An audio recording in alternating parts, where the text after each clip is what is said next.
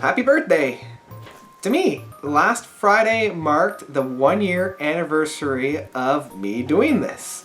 It's hard to believe that it has been a full year already, but here we are, a full year in. So I couldn't just really come on here and say, hey, 1 year, huzzah, yay, okay, that's it. I thought that there should be a little bit more substance in here. So to celebrate, a very good friend and I went to see Taylor Swift on Friday, and it was an amazing concert. One of the best that I've been to in recent memory.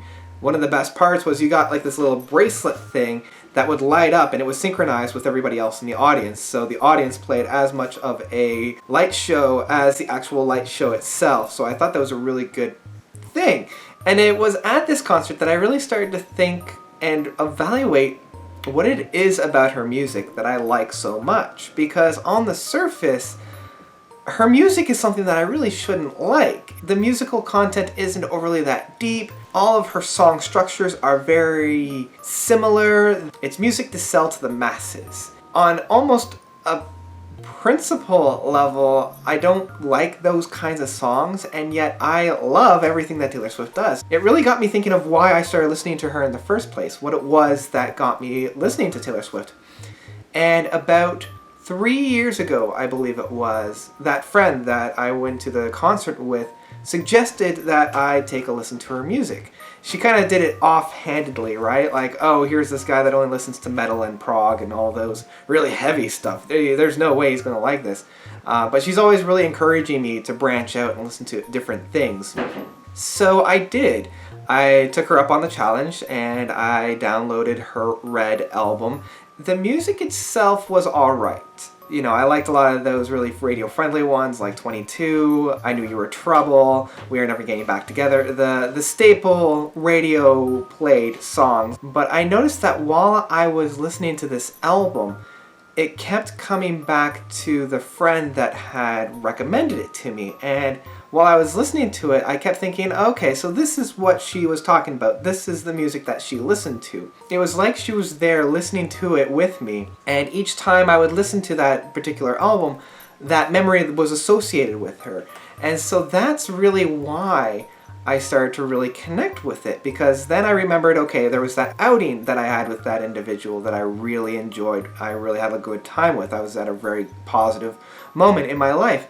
And so those memories were almost affixed to Taylor Swift. You know, I mentioned that I really enjoyed the album, and of course she lit up like a Christmas tree, and she just loved the fact that here's this guy that's always in the metal, always in the prog, loving this kind of music. And that's happened before. This wasn't the first time that I've been recommended a band or recommended a particular group or a song or an artist that I normally wouldn't listen to. But because I either hold that person in high esteem, or I really care about that person, and I care about what they think, and I care about what they feel, and I admire them, I'll take that extra step and really sit down and listen to whatever they recommend. I always, you know, whenever I'm recommended something, I always take a moment and really kind of get into it. But with those few individuals, I really take that extra step and I really try to get into that music. And that's actually how I got into bands such as Tool, such as the Mars Volta, and other bands that normally I wouldn't have listened to, and yet it broadened my horizons to such a level. It's for that reason that I always try to, or at least recommend music myself to other people.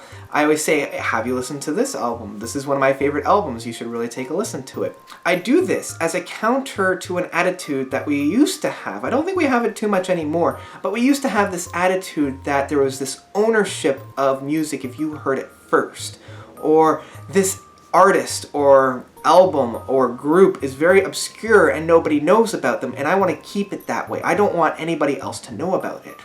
And I saw this really heavily at the end of high school and the beginning of university for me, where they almost hoarded their musical artists and they didn't want anybody to know about it. I felt like this was counterintuitive to sharing music and sharing the experience of music, because at the end of the day, music is a shared experience. Somebody has put something out there to help decorate time for you. Even if you are alone, you're still sharing it with those who have presented it to you. And so when you're recommending an album with somebody and you're giving it that seal of approval and you're saying to that person, I love this album, this is something that you should be listening to, you're then listening to that album with that other person. And then you come back to them and discuss that album as a group, as two people.